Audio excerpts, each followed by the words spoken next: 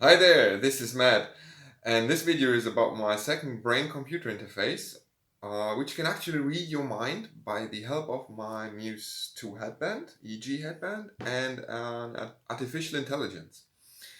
So the video explains how it's implemented and how it works, plus what you can actually do with it with an example of home automation. So my project is called Brainci, brain computer interface, and you can find it on GitHub. It consists of several tools to, for example, record EEG training data from Muse to a headband, including additional markers, a marker stream which inserts the term I was thinking of in that moment into the data file. There's a tool to combine several data files to make it a single data source for AI training.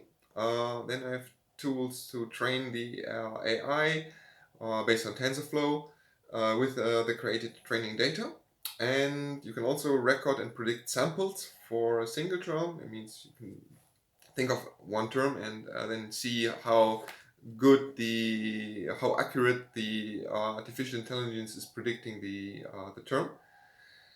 You can also predict an on-the-fly EEG data stream recorded by the Muse 2 headband, and you can trigger actions on behalf of this prediction um, from the on-the-fly EEG stream. So at the end of the video, you can see me switching on my TV on and off by just thinking of a specific term. Hope you like it. So let's have a look together on the Brainci tools. See you! The first Brainci tool is BCI Record, and it's used to create the training data. You can give a time frame like 20 seconds and a directory where the data is collected. And it starts the Muse EEG stream now and requires the data. And the tricky thing, or the actually important thing, is it sends you a picture of a number, which is the term 1, 2, or 3. And this includes the marker stream, which is then injected into the EG stream. So the samples collected in the EG stream contains the actually term which I thought about in this moment while the data is recorded. So here you see the streamed terms, and this is the resulting CSV file. And yeah, you see the terms collected, the timestamp, the word count, the terms, the different sensor data. This is collected from the Muse headband, EEG headband. And you see all the samples are collected for the number 1. This is the first number, the second number is also 1, and so on. And it maps basically the term which I was thinking of to the actually sample data, which is later then fed to the AI for training. So you see there are a lot of sample data already generated, and which now come to the next tool.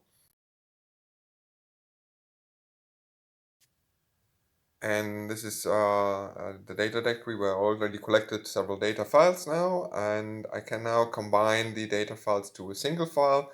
So I have a single data source which can be fed to which can be put into the AI for training. You see the combined EEG data file now contains all the samples I've recorded, and it's a bit restructured. So there's just word, term, and the 4 sensors. You see, second, fifth word, sixth word. So there are quite some many, and you see the second number is always the term which I was thinking of in that moment. So you see there are 331 samples in this data file, and this is going to be our training data. So the third tool is actually the BCI AI. That's the main tool. This is for training a model, and you can also save the model and configure the model a bit. You can also load an existing model which you already have trained and saved previously. So here we run a training on the resulting training data with 150 epochs, and we want to save the model as my model underscore demo. And TensorFlow, it's all based on TensorFlow. It's now starting, and this is the model configuration. and it's now training like over 3,000 parameters. Takes a while. So this actually runs on a small notebook right now, but you can of course run this, or it's recommended to run this on a GPU enabled system. So this will heavily speed up the training time, of course. So let's wait. It's like 130 epochs, and now it's ready. This is the history. It's also showing a diagram of the quality of the data. So the quality could be better, of course. I haven't collected so many sample data, but this is where we are for our demo. It's a prediction, the training and validation accuracy. So it compares the training data with actual data. And there's a split of training data and test data. So the test data is actually not trained, but predicted from the training data. So now you can see the model has now a accuracy of 78%, almost 79%. And we can see the samples it predicted underneath. It's like test data which it predicted.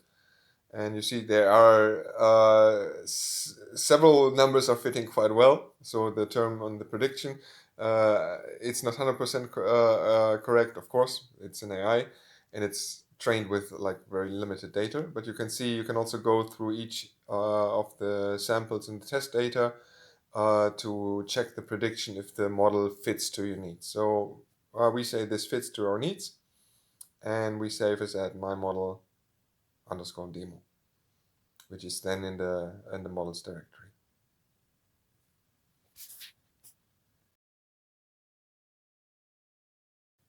So now we actually come to the prediction. So we use our already trained model, and we save it we restore it from the saved models, so it's already trained. And this is a sample data which I collected, which just includes one term. It's the one. So the whole sample data just contains one number and one term I was thinking of. And you can see for the number one, it actually is quite well. It predicts it with a accuracy of 99%. There's just one bailout, which 3 is predicted once at the very beginning, but all the other samples were correctly predicted as the real result. So with the 2, for the second sample, which I collected with just the sample 2, and you see this is after prediction, it's not as correct as the first ones, the sample with the 1, but even that contains a correct prediction for 74%, which is quite well for that less amount of training data I put in. So now this what I'm showing now is I built this all together, and it can now record a live stream from my Muse EEG headband. So it's connected to the Muse first, and I have a built-in a trigger. So when I move my head to slightly to the left, it will check this movement of my head with gyrometer data, and then it starts recording like 100 or 110 samples, and from this it immediately predicts.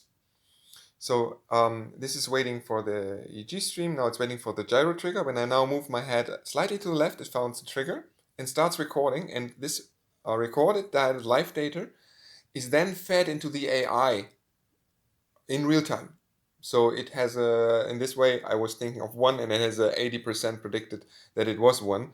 And I can trigger this like several times, or as many times as I like, by just moving slightly my head to the left and thinking about a specific term which I've of course trained before.